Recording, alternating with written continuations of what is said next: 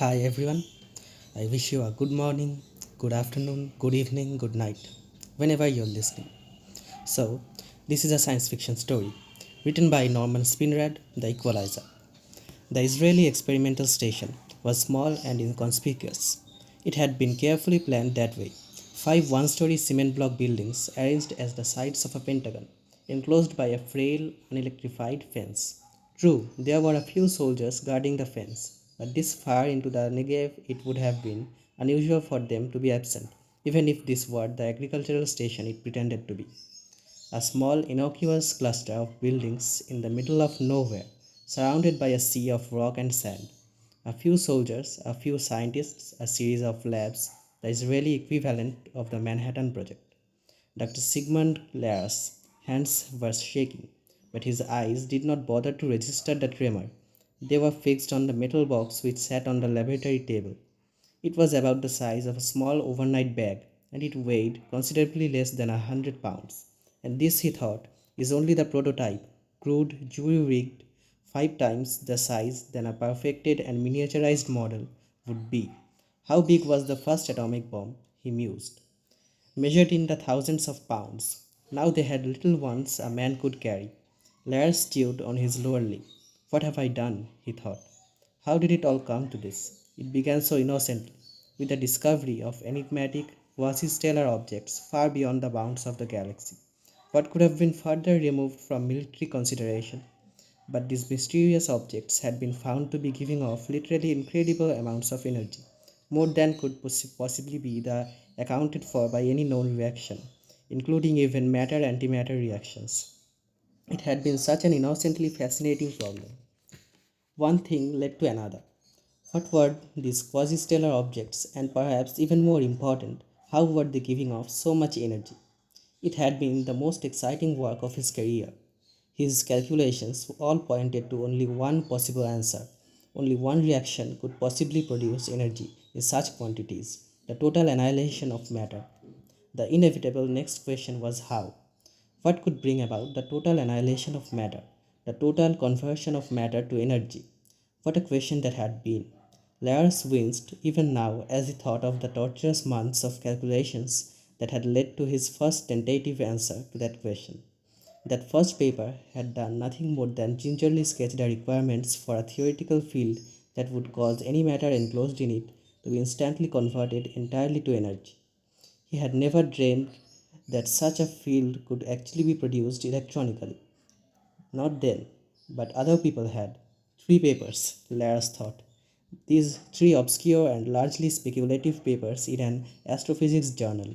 At the time, I would have been amazed if 50 physicists in the world would have understood what I was talking about.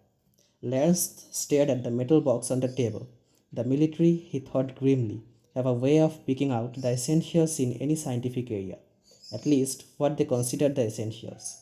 One little sentence in one of the papers had brought the Israeli military down on him like a horde of hungry relatives. Therefore, these equations would indicate that it is theoretically possible to generate enormous quantities of energy at modest cost, since the output would come from the destruction of matter itself, while the input needed to generate such field would be comparatively significant. Such a vague and general sentence, thought Lars, but in certain minds it had meant 4 simple explicit words: a big cheap bomb. Yeah, they had been so sly and clever about it. So, Dr. Laras, how would you like a government grant to continue your interesting work on these quasi-stellar objects? And don't you feel that it would help you to understand the physics of these objects if you could produce the field that causes matter to annihilate itself? Well, it's a pleasure to tell you that your government will be proud to contribute to the advancement of astrophysics. In fact, we'll build you a nice little lab in the middle of the Negev where it's nice and peaceful, now that the UN patrols are taking care of the Fedayeen. It had all seemed so innocent at the time, a chance to work in peace on a fascinating problem. And the result, after 3 years of work, was this. Dr. Laras stared woodenly at the metal box. Stop fooling yourself, he thought. You know what they will call it. You've known for a long time. There's only one name for the little monstrosity. Go ahead, say it loud. The conversion bomb. he muttered softly. The conversion bomb. Within that little box was an explosive force equivalent to a hydrogen bomb. Equals to mc square, he thought. Einstein's equation. Poor Einstein, a saintly man who wanted only peace. And now I have made the equation come true, completely true. The theory is so complex, he thought, but the device is so simple. Once you know how, once you have the blueprints, it's so cheap and simple to make. A pound or so of anything at all in the field chamber. Through the switch, and the field is turned on. Whatever is in the chamber is transformed entirely into energy, and hundreds of square miles are destroyed. So simple. Lars had no illusions about how long the secret could be kept. Perhaps no one but himself really understood the theory behind the thing. But a television repairman could build a bomb from the plans. And how long had the secret of the atom bomb been kept? Dr. Laras, boomed the powerful voice of Colonel Araya Sharret, and he stalked into the room. Is it done? Without waiting for an answer, he bounded to Lara's side. He was a tall, powerful man of 37, dressed in khaki shirt and shorts. His hair was black and straight, and his coarse skin was deeply tanned. He wore a 45 at his hip. It is done, murmured Lars. His frail old body appeared even smaller and usual behind the robust Sharret. It's so small, said Sharret. It can be made smaller, sighed Lars. Much smaller. We are saved, exulted Sharret. Do you realize what you've done, Mr. Dr. Laras? You've saved Israel. We know that the Egyptians have missiles, and we can be sure that within the next few years they will have an atomic bomb. 40 million Arabs armed with nuclear missiles against 2 million of us. What chance would we have? We would be slaughtered, driven into the sea. Sooner or later, it would have had to come, but now? Now we can drive them into the sea, said Dr. Laras. Now we can do the slaughtering. You don't understand the implications of the conversion bomb. How much would such a bomb cost to make if we went into the volume production? How much? 2,000-3,000 pounds at the very most. It's also simple and cheap, once you know how. Cut rate annihilation. Well, don't you see? We can make hundreds of bombs, and they can be made so small they can literally be delivered by parcel post. As of today, Israel is world power. A world power, sneered Laras. 2 million people, a country so small that a jet can scarcely make an 180-degree turn without leaving it. A world power indeed. My dear Colonel, there are 700 million Chinese in the world, over 200 million Russians, and an equal number of Americans, not to mention 40 million or so Arabs. This is power. Colonel Sharret smiled. As the Americans would say, the conversion bomb is the great equalizer. What does population, resources, land mean? For a few million pounds, we can have a destructive capacity equal to that of America or Russia, let alone the Arabs. The base of power is now technology. One scientific advance, like the conversion bomb, negates any disparity in population on land. Israel is now a world power. It is not a dream, it is a cold fact. Ah, Colonel, forgive me, sighed Laras. But you talk like a colonel. So little Israel had developed a conversion bomb. So now we are a world power. Shall I recite for you a list of countries that will be able to do what we have done? Sweden, Belgium, Italy, Brazil, Nigeria, Japan, Indonesia, Turkey, on and on and on. Down to Costa Rica, Libya, Laos, Luxembourg, and who knows, someday Monaco, San Marino, Bhutan, Sikkim, Nepal. World power is now a very cheap commodity. It costs only a few million pounds. Sharret subsided. It was true. World power would soon be a meaningless term. Power. It would mean only the power of every nation to destroy every other. You are right, he said. But even so, we have saved ourselves. At least we will be equal to the Arabs now. We have no desire to conquer, only to live. I am a Sabra. I have lived my whole life under the guns of the Arabs. Now at least we will know that we will always be as strong as they. We need no longer feel like ants in perpetual danger of being squashed by elephants. I am not a Sabra, said Laras. I have learned in different schools. My degree is from Heidelberg. I have also done postgraduate work in Belsen. Colonel, all men are not like you and me. There are those who would rather kill than live. What would Hitler have done in your fine new world when every country holds the power to annihilate each other? You know as well as I. He would destroy the world. How many countries are there in the world? Over 100. Are you going to tell me that one out of 100 countries will not produce another would be dictator? We can both name several madmen ruling countries who would use conversion bombs to destroy the world out of sheer lust for killing. What would you have us do? Forget you ever saw this bomb, cried Laras. Destroy this place. Let me burn my notes and destroy the prototype. Let man forget this monstrosity, if we are lucky, until he is ready for it, until there are no more nations but humanity. Sharet frowned. He had expected this. And what of us? Soon the Arabs will be ready to destroy us. Destroy us they will. It's we or them. What are the lives of even 2 million people compared to the whole world? Said Laras. Do we not have a right to live? Are we all saints? Can you expect us to let them wipe us out when we have a weapon that can save us? Laras sighed. Could not the same words be as justified spoken by the Indians, the Pakistanis, the blacks of South Africa, the Tibetans? We have a right to live, exploded Sharet. Perhaps the Tibetans and the Anglos and the Cambodians have as much right as we have. Do you think they would forget about a weapon that could save them for the sake of humanity? Would our enemies? Lance felt old and used up and defeated. Did Einstein feel this way after Hiroshima? He wondered. One favor, he said. Grant me one favor. Don't send word to Tel Aviv until you've stepped on it, or tried to. A small boon to a tired old man. Colonel Sharrett was not a man without compassion, nor a man completely without doubts. Very well, the colonel said. I certainly owe you that much. You owe it to yourself as well, said Laras. Perhaps, muttered Sharrett. Perhaps. Dr. Laras could not sleep, but then he had not expected to be able to. He looked up at the black desert sky. The thousands of stars seemed far away and very cold. The landscape was harsh, bare, and rocky.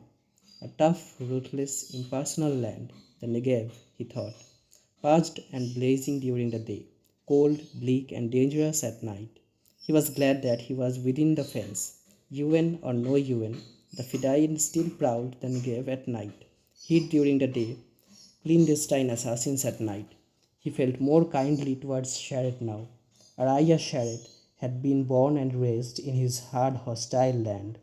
It was a land that bred warriors. One had to fight simply to stay alive. A whole life spent with a gun always at your side. No wonder Sharet always wants the bomb.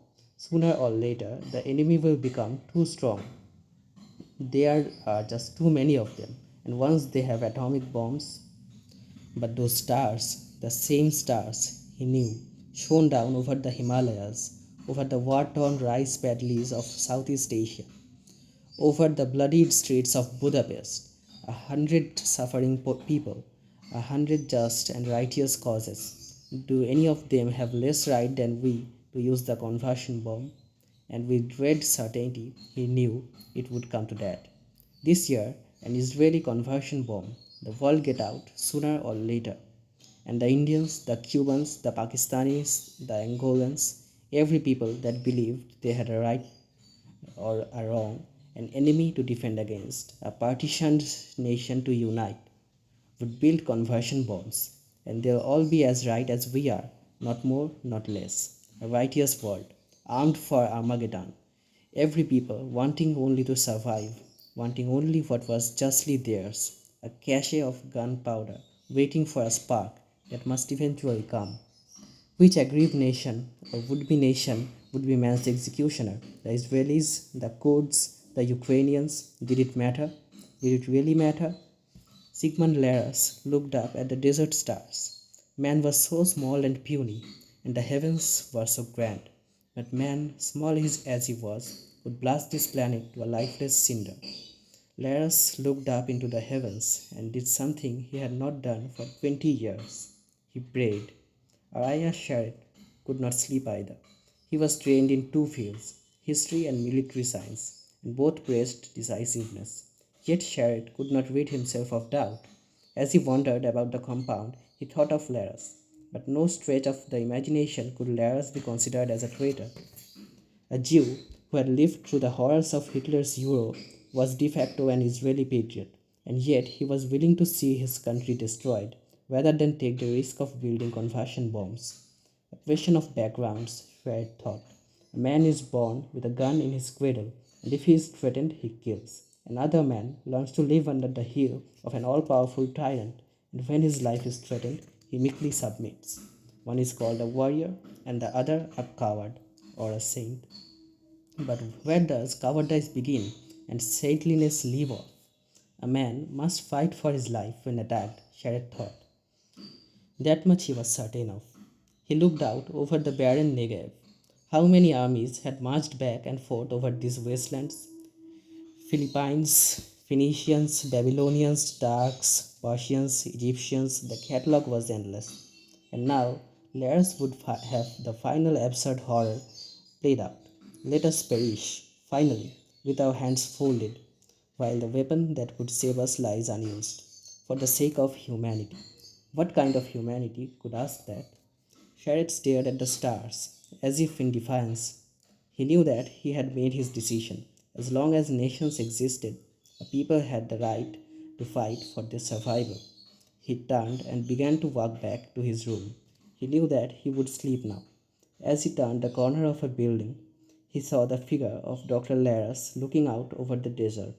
Well, let him be, Sharad thought. He. Something had moved along the side of the building to Lara's back. It moved again, and now Sharad could see a figure in a barndoos crouched in the shadow of the building. Sharad slowly drew his pistol. Suddenly, the Arab leaped up and ran at Laras. Sharad could see a knife gleam in the moonlight. Laras turned and screamed in panic. The Arab was less than 5 feet from Laras when Sharad shot him. He fell in a crumpled heap at the scientist's feet. Laras's hands were shaking again. So close, he thought. He had seen death before, in the camps, and had been near it himself. But not this kind of death, not a dagger in the hands of an assassin. Feel this scum, he found himself shouting. Murderers! Sharad is right. No man is obligated to let another slit his throat. A man must kill when it means his life. Emotions coursed through his frail old body that he had not believed himself capable of. Feral visceral emotions, hate, fear, and the animal hunger for self-preservation. The tall figure of Arya Sharad was now standing over the body. Laras was compelled to agree with the colonel now. Abstract humanitarian was one thing. Violent death was quite another. Sharad stood over the dead Arab. He kicked the body over onto its back. His stomach twitched as he saw the bloodied face. The Arab was a boy, barely 16, a poor, ignorant kid. What had he known of why he had died? Raya Sharad felt like crying. How many boys like this had died for things they did not even understand? Individuals as well as peoples had a right to live. He had no longer felt like a soldier. He felt like a killer of children. You are right, the two men said simultaneously. They started at each other's word. Sharad recovered at first. I have killed a child, he said. Funny how much all children look alike. Arabs, Jews, Russians, Americans. Perhaps that is the important thing. Geopolitics, not even people. To think that the conversion bomb could kill all the children. And I, replied Laras, have had a dagger at my throat. Well, we have both seen each other's side now, said Sharad. So have we. What are we going to do now? Build conversion bombs and save ourselves? Or destroy the prototype and my notes and save the world? I'd like to leave that decision up to you now, said Colonel Sharad. Laras laughed humorously. And I to you, Colonel, he said. A cold breeze blew in off in the Negev. The two men shivered. In physics, said Laras, decisions are so simple. A thing is either right or it is wrong. In life, replied Sharad, things are never simple.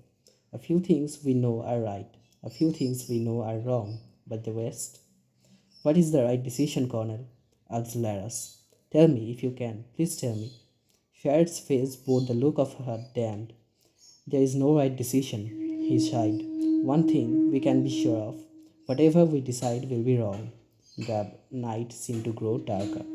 So, here it ends. stories will be coming soon. Subscribe my channel and hit the bell icon and you'll be notified. Keep supporting. Thank you.